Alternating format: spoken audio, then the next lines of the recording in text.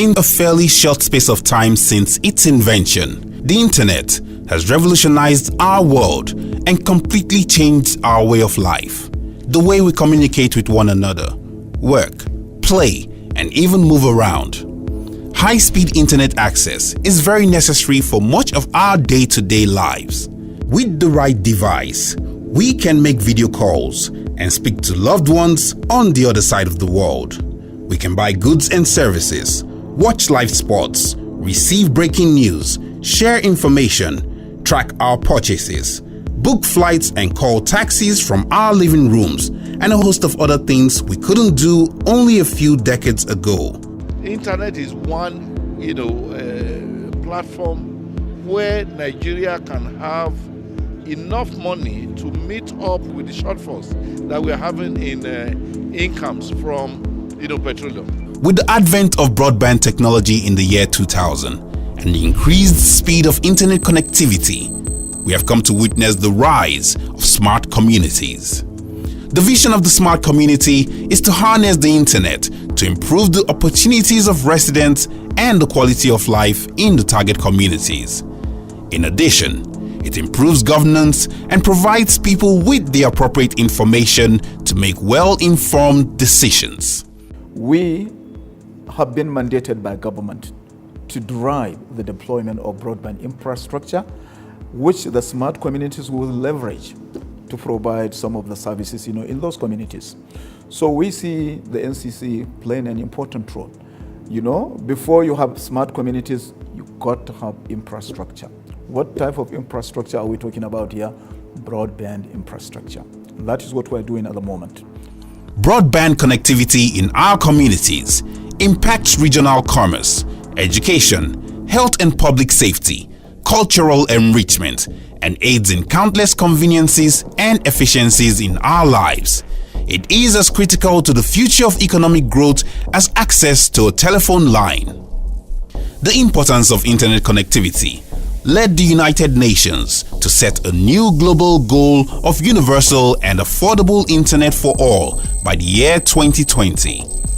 These are lofty goals indeed, considering that over half of the world's population do not have access to the internet and thereby do not have access to the opportunities that come along with it. In Nigeria, the prohibitive high cost of internet access means that our citizens face a growing digital divide that threatens to stunt our economic growth and hold back development. Our rural dwellers, our women, and the poor in general, for whom internet connectivity would have made the greatest impact, are therefore denied information, opportunities, and the life-changing potentials of the internet. It is important to look at how the small and medium-scale enterprises are faring under the current internet reality. These SMEs now use intelligent devices to gain insights and improve service delivery. Web services and tools extend the ability of businesses to build complex online applications and create, communicate, and share information. Life Bank makes blood available when and where it's needed in Nigeria. We collect blood. We take inventory of all the blood available in the country, and we ensure that it is moved in the right condition to the hospitals where the blood is needed. Here in Lagos and across the continent, things are changing really quickly.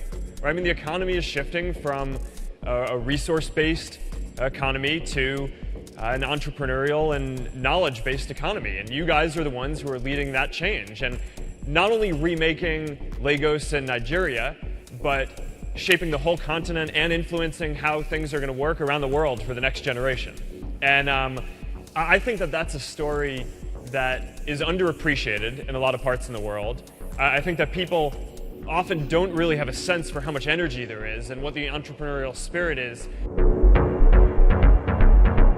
The deployment and expansion of broadband technology in Nigeria, with the help of companies like Main One and Globalcom, has come with its own set of opportunities and challenges for businesses. I think it provides opportunity for businesses to move their services online, provides the opportunity to fully engage people across the country in accessing government services, e-government, engage government service delivery to rural communities, farming communities, healthcare.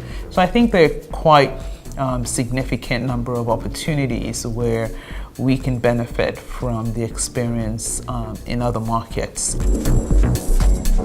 The role of government in shaping the digital economy is crucial. The NCC, as the industry regulator, plays a pivotal role in actualizing government's ICT objectives. As a deliberate policy to deepen broadband penetration, the NCC management, led by Professor Umar G. Dambata, unveiled an 8-point agenda in January 2016 in line with the Connect 2020, a global framework introduced by ITU.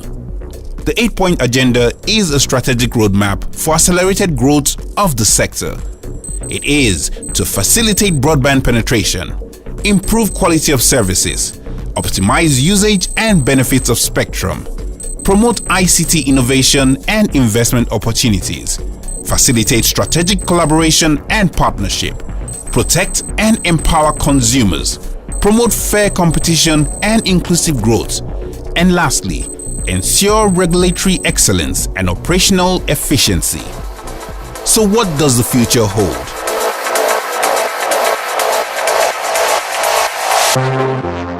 The key question for progress in the next 10 years will be how much new investment goes into building competitive networks, thus stimulating innovation, competition, and new broadband opportunity.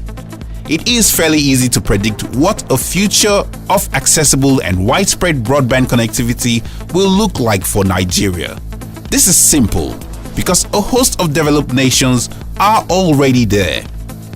We can look forward to homes where most of our electronic systems, from mobile phones, laptops, and televisions, are operating seamlessly on a high-speed network, providing us with the ability to work, shop, and interact with people across the globe from the comfort of our homes. We can have access to streaming music services, online gaming, and on-demand entertainment, allowing every person to pursue their individual passions, leading to enjoyment for all. We can look forward to a better healthcare delivery system with personal health monitoring devices that transmits real-time data to medical centers for faster diagnostics and intervention, all of which may serve to lower mortality rates among the sick and elderly. As of September 2016, Nigeria had hit 20.95% broadband connectivity, which means the 30% target of 2018 is possible and may even be surpassed. Such an increased access to broadband internet connectivity can lead to an exponential growth in technological advancements across the country, making it more imperative than ever that Nigeria joins the digital revolution and takes its rightful place in the world.